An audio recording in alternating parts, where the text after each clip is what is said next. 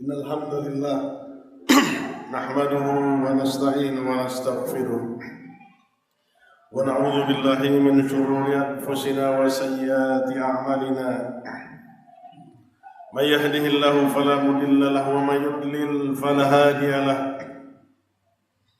أشهد أن لا إله إلا الله وحده لا شريك له وأشهد أن محمدا عبده ورسوله يا أيها الذين آمنوا اتقوا الله حق تقاته ولا تموتن إلا وأنتم مسلمون يا أيها الناس اتقوا ربكم الذي خلقكم من نفس واحدة وخلق منها زوجها وبث منهما رجالا كثيرا ونساء واتقوا الله الذي تساءلون به والأرحام إن الله كان عليكم رقيبا يا أيها الذين آمنوا اتقوا الله وقولوا قولا سديدا يصلح لكم أعمالكم ويغفر لكم ذنوبكم ومن يطع الله ورسوله فقد فاز فوزا عظيما أما بعد فإن أصدق الحديث كتاب الله وخير الهدى هدى محمد صلى الله عليه وسلم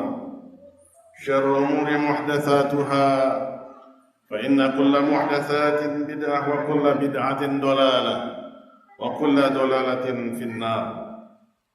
Masyaallah ikhwah, bapak-bapak, saudara-saudara kaum muslimin sedang jamaah Jumat rahimani wa rahimakumullah jami'an. Kembali kita mengucapkan rasa puji dan syukur yang setinggi-tingginya kepada Allah Rabbul Izzati wal Jalalah.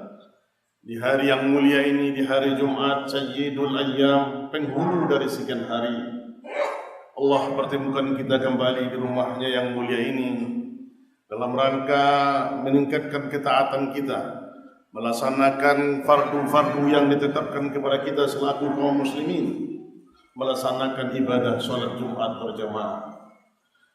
Semoga Allah Subhanahu wa taala senantiasa mencurahkan kepada kita semua taufik hidayahnya kepada kita semua.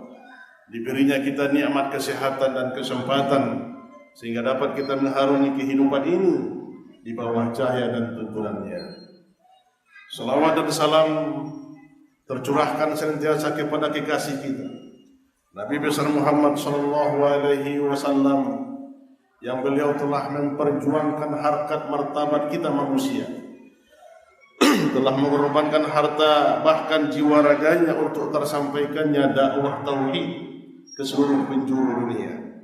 Kalaulah tidak perjuangan Rasul sallallahu alaihi wasallam, niscaya kita pada hari ini mungkin masih bergelimang dalam kesyirikan, mungkin kita masih bergelimang dalam kebodohan, mungkin kita masih bergelimang dalam persengketaan, perpecahan dan segala macamnya.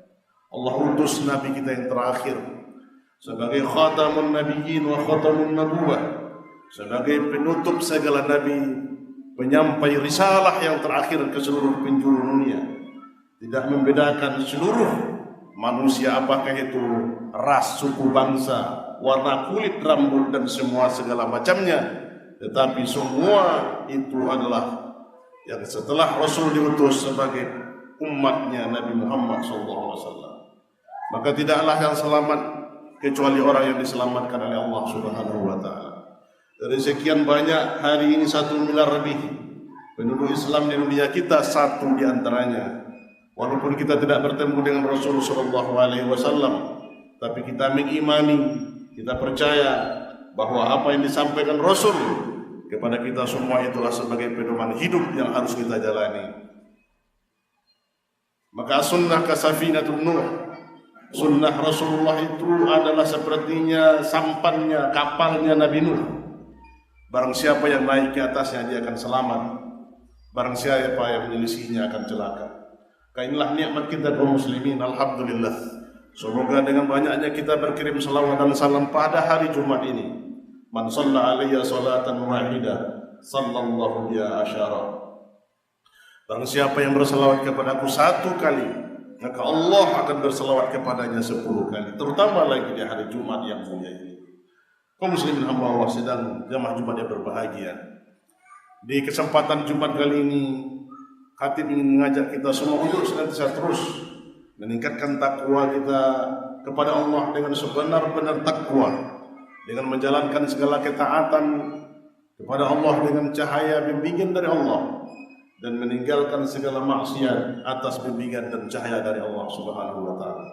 Mari kita perbanyak bekal dengan perbekalan takwa, karena inilah yang akan menyelamatkan kita nanti di hari tidak ada lagi pertolongan.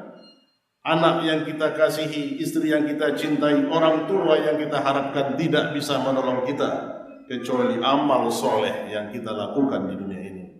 Faman kana yarju liqa'a rabbih falyamal amalan shalihan wa la yusyrik bi ibadati rabbih ahada. Maka barang siapa yang hendak berjumpa, bertemu dengan Rabbnya nanti, maka hendaklah mereka memperbanyak amal soleh dan jangan mensekutukan Allah dengan sesuatu apapun. Kaum muslimin sedang jemaah Jumat yang berbahagia. Pada kesempatan ini tema khutbah kita singkat, yaitu al-hifzul lisan. Hati-hati kita dengan lisan kita, dengan lidah kita. Barangkali petua, barangkali nasihat, barangkali ceramah atau bimbingan daripada guru-guru dan para ulama kita sering menasihati kita semua tentang hifzul lisan, tentang bagaimana kita menjaga lidah kita ini, yang katanya lidah tak bertulang. Kaum muslimin hamba Allah yang berbahagia, terkadang kita kurang hati-hati, kurang waspada, kurang menjaga, padahal dengan lisan ini kita bisa akan dicintai oleh Allah Subhanahu wa taala.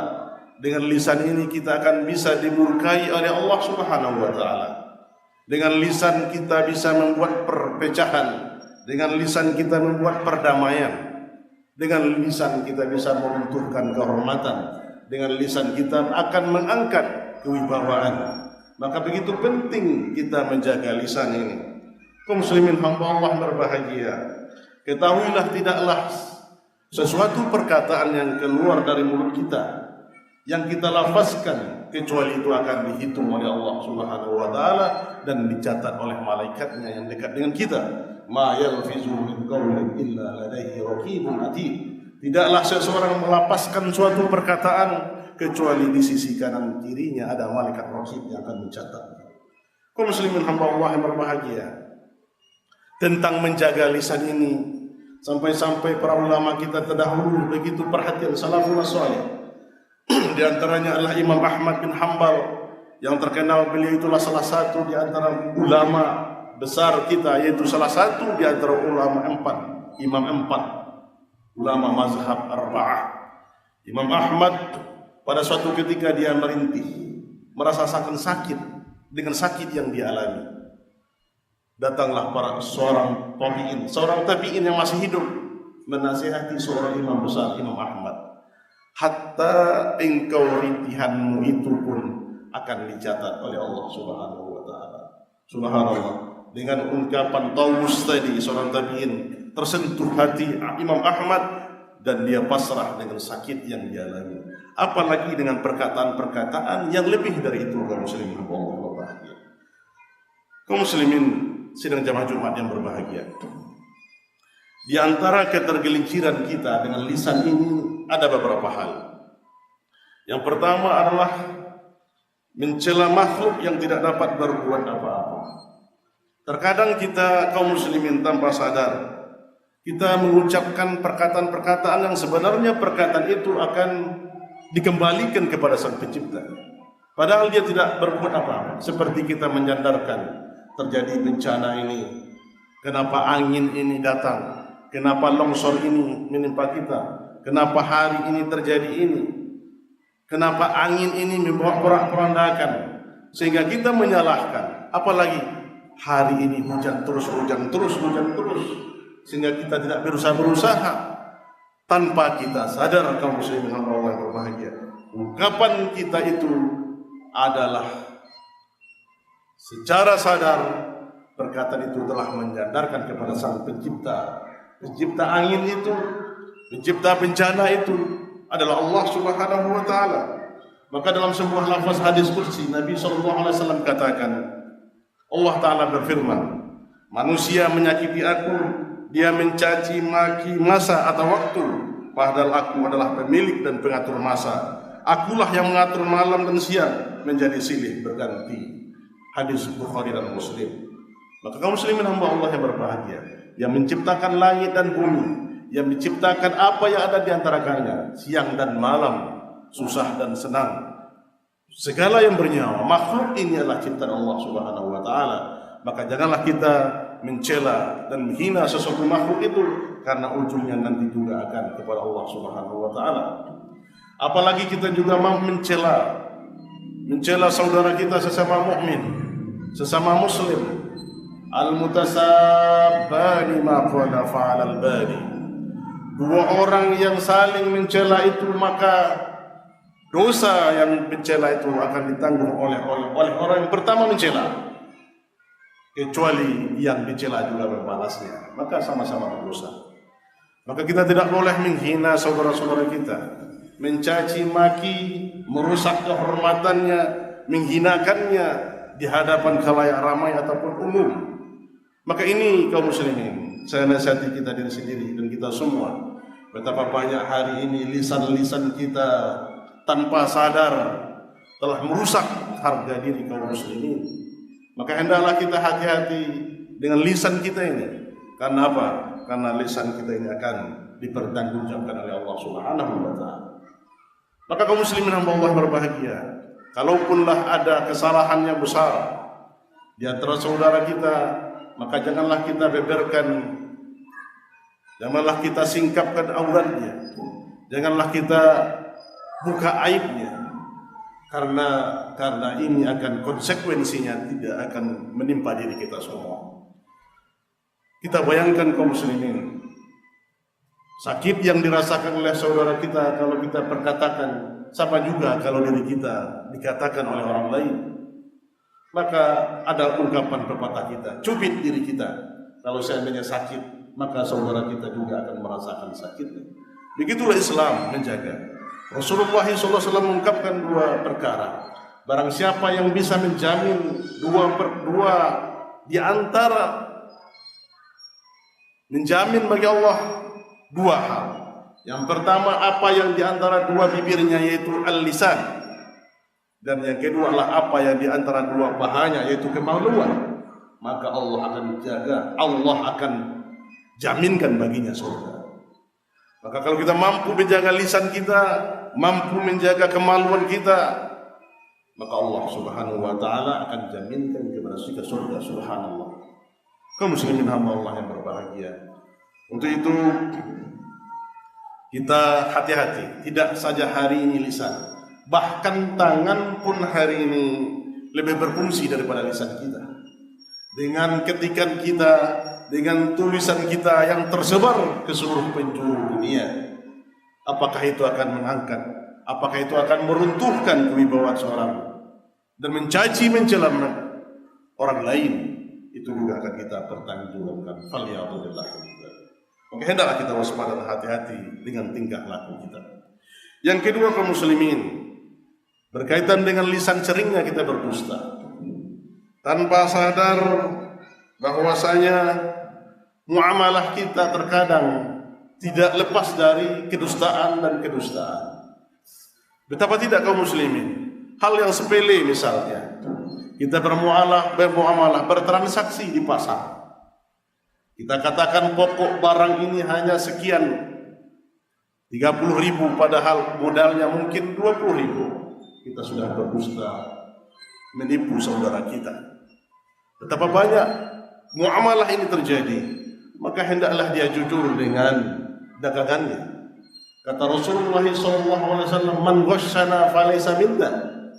Barang siapa yang menipu kami, barang siapa yang membohongi kami, kata Rasulullah, bukanlah termasuk dari umat kami. Faliyadulillah. Hendak hati-hati kita. Ini yang nilai-nilai kejujuran ini.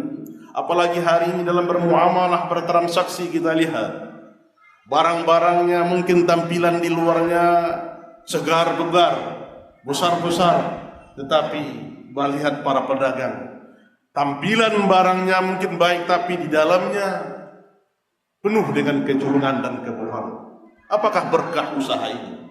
Padahal itu adalah kedustaan yang akan kita pertanggungjawabkan. Begitu juga aktivitas kita keseharian. Kita bermuamalah, mengucapkan perkataan-perkataan yang simpel. Barangkali kita juga, istri kita mengajari anak kita tanpa kita sadar. Karena anak kita menangis, untuk supaya dia jangan menangis, kita katakan dia meminta sesuatu. Dia katakan nanti ibu akan belikan ini. Ternyata setelah dia berhenti menangis, apakah seorang ibu tadi membelikan apa yang diminta oleh anaknya? Ternyata dari awal ini sudah membekas nilai-nilai kebohongan itu. Maka kedustaan, kebohongan lisan ini adalah perbuatan yang dikategorikan oleh Rasulullah SAW sebagai nifaq amal.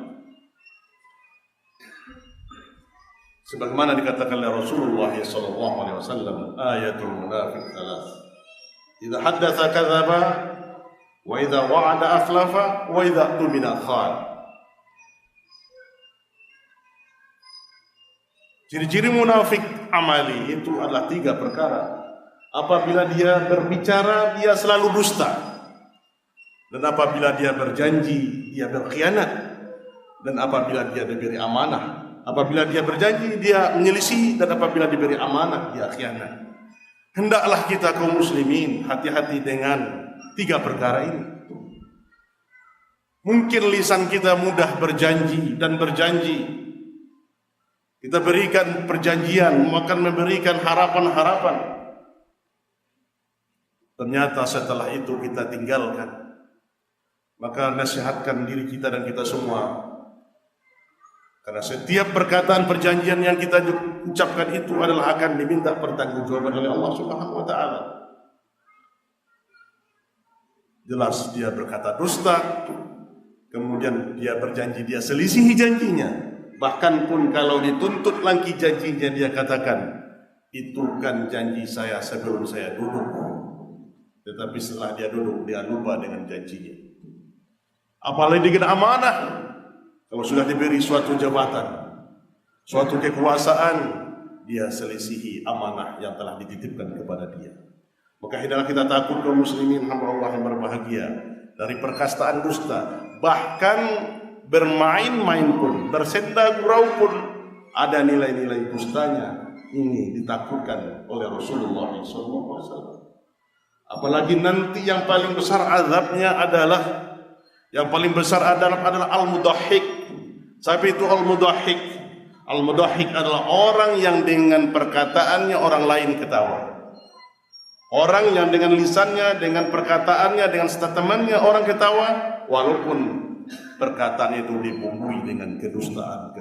Inilah adab yang dirasakan oleh mereka yang berdusta, bermain-main, bersenda gurau, dan segala macam dalam rangka untuk menyenangkan hati manusia.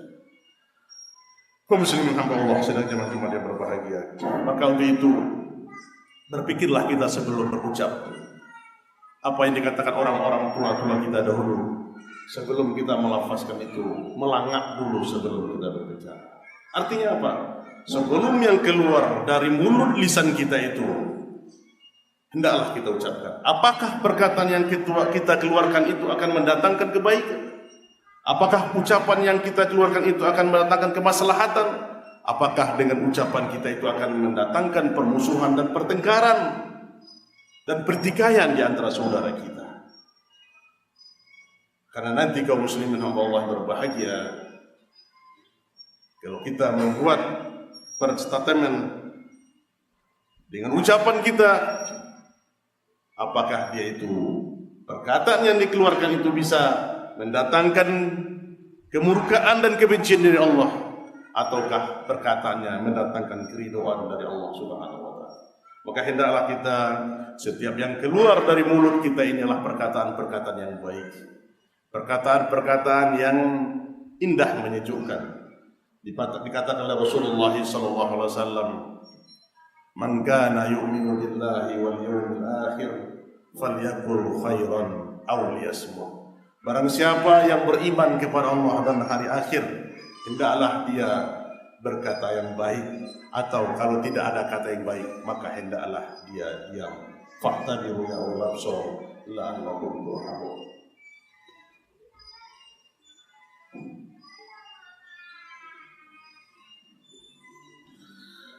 Alhamdulillah hamdan thayyiban mubarakan fihi kama yuhibbu rabbuna wa yarda.